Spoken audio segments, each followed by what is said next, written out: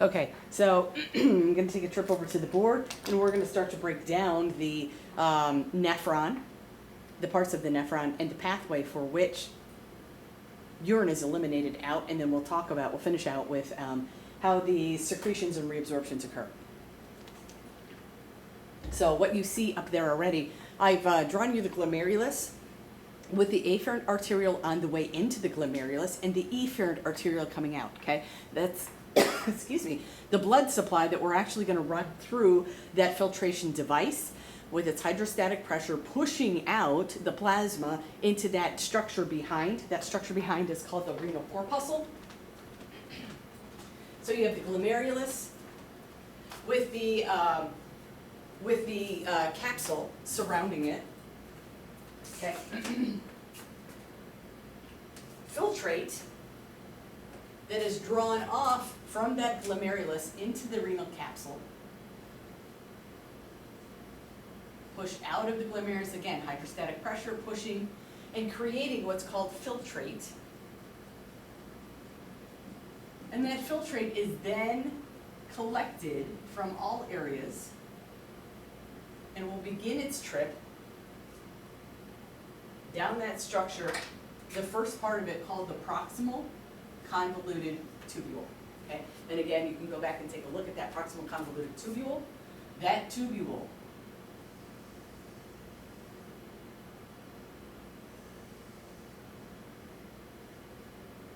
and actually, let me back up real quickly because we need to put a couple of those folds right in the middle. There we go. Into that very long loop, coming back up the other side,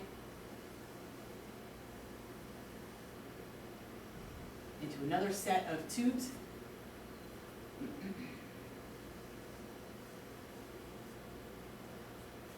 So what you've got is the proximal convoluted tubule, along with what's called the nephronic loop.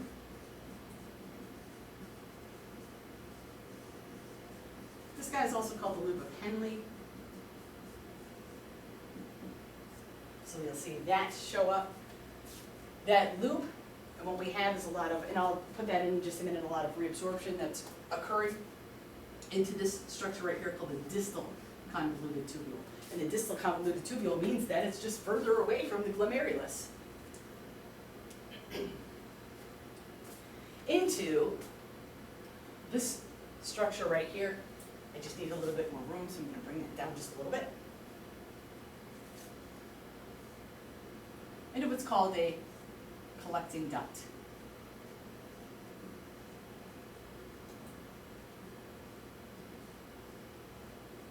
Now, each one of these collecting ducts will eventually lead into something called the renal papillae, or into a pyramid, so collecting duct. And here's the rest of the pathway. Okay, so from the collecting duct. And what we've seen is this pathway all the way through into the nephron loop, of the filtrate back up the other side, and into the collecting duct. Now, that filtrate, when it leaves the collecting duct, is now called urine. And that urine, and actually let me move that over just a little bit. That urine will begin to collect. Okay, so that's the point in time in which it becomes urine. That urine then will take a trip.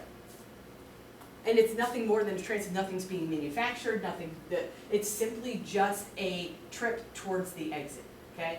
So, through the renal papillae,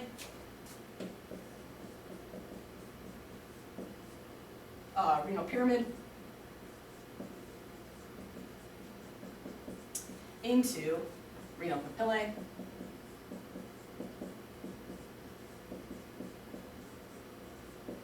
into, and again, just because I don't have a ton of room, I'm gonna bring it back around the board, into what's called the minor calyces,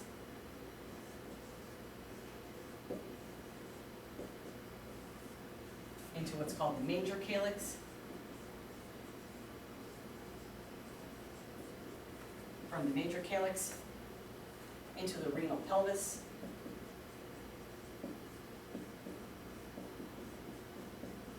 Renal pelvis into the ureter. And ureter to the bladder. Bladder to urethra.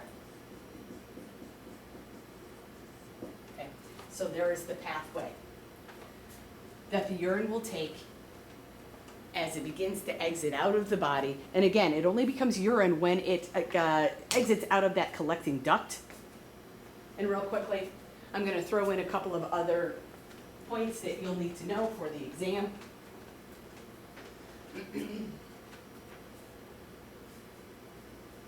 Make sure you know what that glomerular capsule is.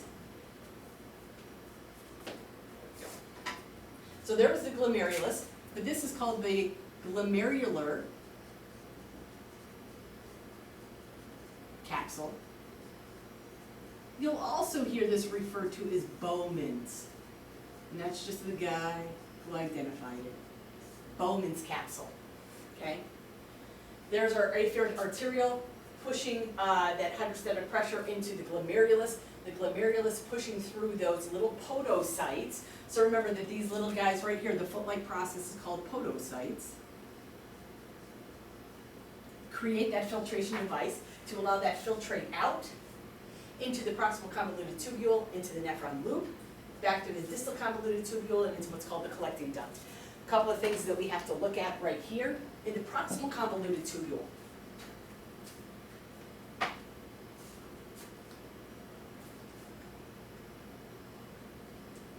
You'll find that there's a phenomenon going on, and I'm going to show you this in just a minute.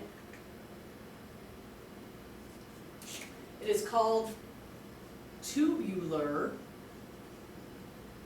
reabsorption.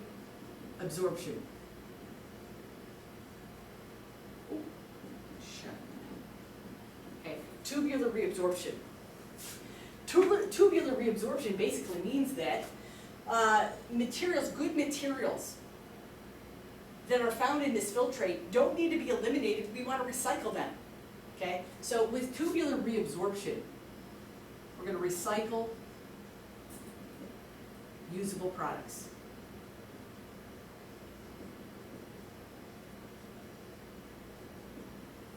That could be any of the mineralization, electrolytes, some of the glucose, anything that would be a good usable product that we just don't need to eliminate. Okay, it's usable. So we're going to recycle that back up. The way that we recycle that back up, remember we talked about all of the capillary beds that we found right here? And we'll take a look at it in just a minute again, one more time. Those capillary beds, that recycling of the usable products gets sucked back in through that capillary bed. Okay, so we'll talk about that. With distal convoluted tubules, we're finding what's called tubular secretion. And this, so we've recycled all the good products. We've now come through this nephron loop, and in this nephron loop, we're going to find a lot of huge amounts of water reabsorption. So much so that we're talking about 99% recycled. Okay. So we know that 99% of the water component gets recycled back up. So we know that plasma is 90% water to begin with. 99% of that gets recycled back up to be reused in that long nephronic loop. The distal convoluted tubule is what we call tubular secretions. This is the actual waste product that may be coming from like the liver, some of the other major areas through the capillary bed system that actually is waste to be excreted out. Okay, so we recycled all the good stuff. Now we're going to collect all the bad stuff that needs to be eliminated as waste. Okay, so with the tubular secretions, it's actually the waste product that the body needs to get rid of. Okay. In the collecting duct, again, this is that point in which we hit and make urine And from there, renal pyramid, renal papillae, minor calyx, major calyx, renal pelvis, into the ureter, the bladder, and the urethra. And we are on our way out the door to the exit. Okay. Now, I will leave this for just a minute. I also am going to take a picture of it before we get out of here. I will put this up and embed it into that list of lecture-based information so that you have it, so that it might be a little bit more, well, let's be honest, my artwork isn't all that great, but you might have a better resolution from it. The other thing I have to do is I have to turn the camera back, and it may get shaky here for just a minute, so give me just a minute to get all readjusted. All right, let's see if we can do this without too much of an issue. Nope, we can't. So I'm gonna take this out. There we go.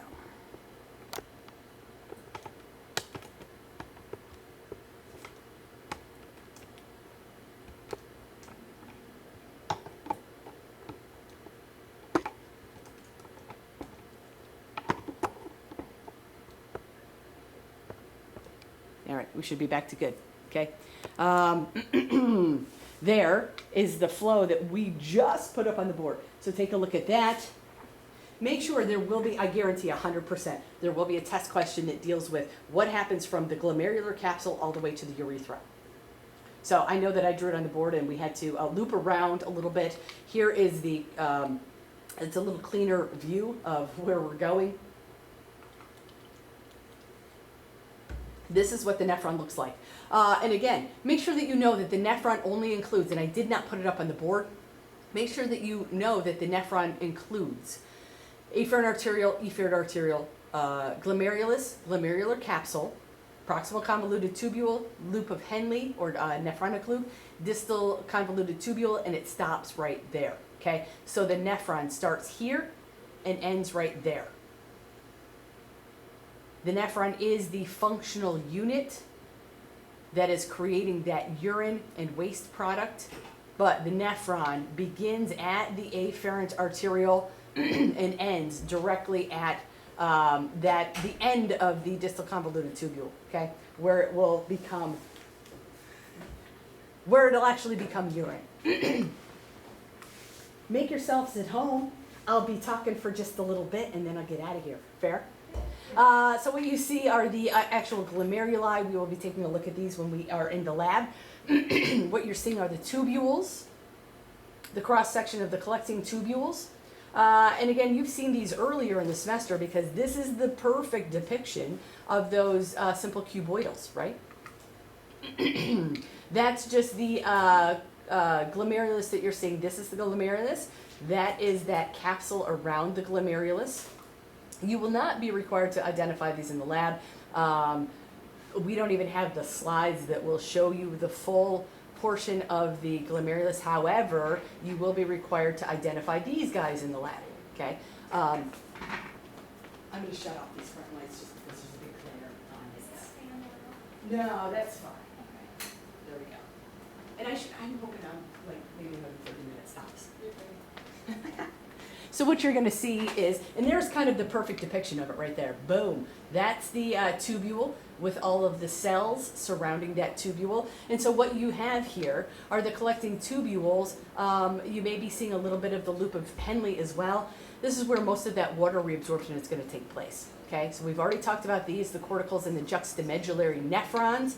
But make sure that you know corticals, these little short guys up here, all found in the cortex with very short loops of Henle, big blood supply coming in, big blood supply going back out. But what we see, remember we talked about that tubular reabsorption, and we talked about the fact that when we separate that blood plasma off, there's still really great products that are usable. We want to be able to recycle those. So how do we recycle them back into the blood system? See this big section of capillary bed? And again, hydrostatic pushing out, osmotic pulling back in, okay? 85% of all nephrons are called cortical. They are short with short loops of Henle's. Short loops, short nephron loops.